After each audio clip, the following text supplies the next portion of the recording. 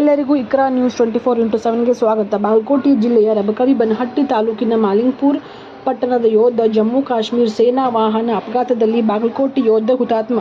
ಮಾಲಿಂಗಪುರ ಪಟ್ಟಣದ ಮಹೇಶ್ ಮರಿಗೊಂಡ, ವಯಸ್ಸು 25, ಮೃತ ಯೋಧ. 2 ದಿನಗಳ ಬಳಿಕ ತಾಯಿ ಮತ್ತು ಪತ್ನಿಗೆ ತಿಳಿದ ಸಾವಿನ ಸುದ್ದಿ. ಅಪಘಾತಕ್ಕೆ ಒಳಗಾಗುವ ಭಯದಿಂದ ವಿಷಯ ಮುಚ್ಚಿಟ್ಟಿದ್ದ ಕುಟುಂಬಸ್ಥರು. ಮಹೇಶ್ ಸಾವಿನ ಸುದ್ದಿ ತಿಳಿದು ತಾಯಿ ಹಾಗೂ ಪತ್ನಿ ಆಕ್ರಂದನ. ಮಕ್ಕಳನ್ನು ಯಾರೂ ಸೇನೆಗೆ ಕಳಿಸಬೇಡ್ರಪ್ಪೋ ಎಂದು ತಾಯಿ, ನನ್ನ ಮಗನನ್ನು ಮರಳಿ ತಂದು ಕೊಡ್ರೋ ಎಂದು ಗೋಳಾಡಿದ ತಾಯಿ ಶಾರದಾ. ಪತಿ ಸಾವಿನಿಂದ ಅಪಘಾತಕ್ಕೆ ಒಳಗಾದ ಪತ್ನಿ ಲಕ್ಷ್ಮಿ ಕೆಲವೇ ಗಂಟೆಗಳಲ್ಲಿ ಮಾಲಿಂಗಪುರ ತವರೂರಿಗೆ ಆಗಮಿಸಲಿರೋ ಪಾರ್ಥಿವ ಶರೀರ ಕೆಜಿಎಸ್ ಶಾಲಾ ಆವರಣದಲ್ಲಿ ಸಾರ್ವಜನಿಕ ದರ್ಶನಕ್ಕೆ ವ್ಯವಸ್ಥೆ. ಕೆಂಗೇರಿಯ ಮಡ್ಡಿಯ ಲಕ್ಷ್ಮೀನಗರದ ಸರ್ಕಾರಿ ಜಾಗದಲ್ಲಿ ಅಂತ್ಯಕ್ರಿಯೆ ಸ್ಥಳ ಸಿದ್ಧಪಡಿಸುತ್ತಿರುವ ಪುರಸಭೆ ಸಿಬ್ಬಂದಿ. Bureau report, Iqra news, Malingapura.